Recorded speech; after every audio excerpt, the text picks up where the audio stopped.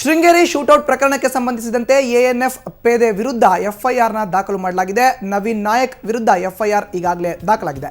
Sringeri check post ಬಳಿ ಏನು shootout ಪ್ರಕರಣ ನಡೆದಿತ್ತು, ಕಬೀರ್ ಮೃತಪಟ್ಟಿದ್ದಂಥ ವ್ಯಕ್ತಿ ಪೇದೆ ನವೀನ್ ನಾಯಕ್ ವಿರುದ್ಧ ಈಗಾಗಲೇ ಎಫ್ಐಆರ್ ದಾಖಲಾಗಿದೆ. ಪ್ರಕರಣ ಕುರಿತು ಫಾರೂಕ್ ಎಂಬುವರು ದೂರು ನೀಡಿದ್ರು.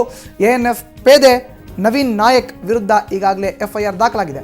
ಶೂಟೌಟ್ನಲ್ಲಿ ಕಬೀರ್ ಎಂಬಾತ ಮೃತಪಟ್ಟಿದ್ದ.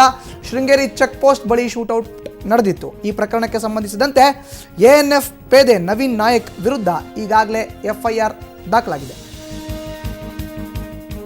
ಇನ್ನು ಇದೇ ವಿಚಾರಕ್ಕೆ ಸಂಬಂಧಪಟ್ಟಂತೆ ಹೆಚ್ಚಿನ ಮಾಹಿತಿಯನ್ನು ನೀಡ್ತಾರೆ ನಮ್ಮ ಪ್ರತಿನಿಧಿ ಕಿರಣ್. ಈಗ ನಮ್ಮ ಜೊತೆ ದೂರವಾಣಿ ಸಂಪರ್ಕದಲ್ಲಿದ್ದಾರೆ.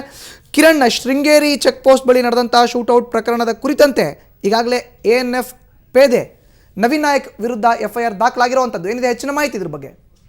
ಖಂಡಿತ ಮಧುಸೂದನ್, ಏನು ಶನಿವಾರ ನಡೆದಂತ ಪ್ರಕರಣಕ್ಕೆ ಸಂಬಂಧಪಟ್ಟಂತೆ ಏನು ಕಬೀರ್ ಅನ್ನೋ ಹತ್ಯೆಗೆ ಸಂಬಂಧಪಟ್ಟಂಗೆ ಈಗ ನವೀನ್ ನಾಯಕ್ ವಿರುದ್ಧ ಅಂದ್ರೆ ಎಎನ್ಎಫ್ ಇದೆ ನವೀನ್ ನಾಯಕ್ ವಿರುದ್ಧ ಈಗ ಶೃಂಗೇರಿ ಠಾಣೆಯಲ್ಲಿ ಒಂದು ಎಫ್ಐಆರ್ ದಾಖಲಾಗಿದೆ. ಅದು ಕೊಲೆ ಪ್ರಕರಣಕ್ಕೆ ಸಂಬಂಧಪಟ್ಟಂಗೆ ನವೀನ್ ನಾಯಕ್ ವಿರುದ್ಧ ಏನು ಫಾರೂಕ್ ಅಹಮದ್ ಅನ್ನೋರು ದೂರು ನೀಡಿದ್ರು. ದೂರಿನ ಅನ್ವಯ ಶೃಂಗೇರಿ ಠಾಣಾ ಪೊಲೀಸರು ಇವತ್ತು ಒಂದು ಪ್ರಕರಣವನ್ನು ದಾಖಲು ಮಾಡಿದ್ದಾರೆ. ಈಗಾಗಲೇ ಶೃಂಗೇರಿಯಲ್ಲಿ ಕಬೀರ್ ಹತ್ಯೆ ಪ್ರಕರಣಕ್ಕೆ ಸಂಬಂಧಪಟ್ಟಂತೆ ವ್ಯಾಪಕವಾದಂತಹ ಪ್ರತಿಭಟನೆ ನಡೀತಿದೆ. ಅವ್ರನ್ನ ನವೀನ್ ನಾಯಕನ್ನ ಅಮಾನತುಪಡಿಸಬೇಕು ಮತ್ತು ಕಬೀರ್ನ ಕುಟುಂಬಕ್ಕೆ ಸೂಕ್ತವಾದಂತಹ ಪರಿಹಾರ ನೀಡಬೇಕು ಅನ್ನೋದು ಪ್ರತಿಭಟನಾಕಾರರ ಒಂದು ಒತ್ತಾಯವನ್ನು ಕೂಡ ಆಗಿದೆ. ಮಧುಸೂದನ್, ಓಕೆ, ಧನ್ಯವಾದ ಕಿರಣ್ ನಿಮ್ಮ ಮಾಹಿತಿಗೆ. ಇದು ಒಟ್ಟಾರೆ ಶೃಂಗೇರಿ ಚೆಕ್ ಪೋಸ್ಟ್ ಬಳಿ ನಡೆದಂತಹ ಶೂಟೌಟ್ ಪ್ರಕರಣದ ಸಂಬಂಧ ಕಬೀರ್ ಮೃತಪಟ್ಟಿದ್ರು.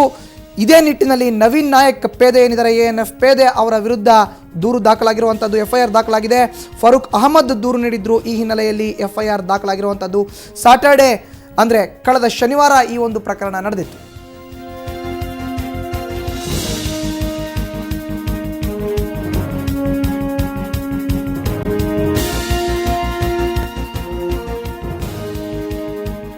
ಶೃಂಗೇರಿ ಚೆಕ್ ಪೋಸ್ಟ್ ಬಳಿ ನಡೆದಂತಹ ಶೂಟೌಟ್ ಪ್ರಕರಣದ ಸಂಬಂಧ ಎಎನ್ಎಫ್ ಪೇದೆ ನವೀನ್ ನಾಯಕ್ ವಿರುದ್ಧ ಎಫ್ಐಆರ್ ದಾಖಲಾಗಿದೆ. ಎಎನ್ಎಫ್ ಪೇದೆ ನವೀನ್ ನಾಯಕ್ ಅವರು ಕಳೆದ ಶನಿವಾರ ಶೂಟೌಟ್ ಮಾಡಿದ್ರು. ಸೊ ಈ ಪ್ರಕರಣಕ್ಕೆ ಸಂಬಂಧಪಟ್ಟಂತೆ ನವೀನ್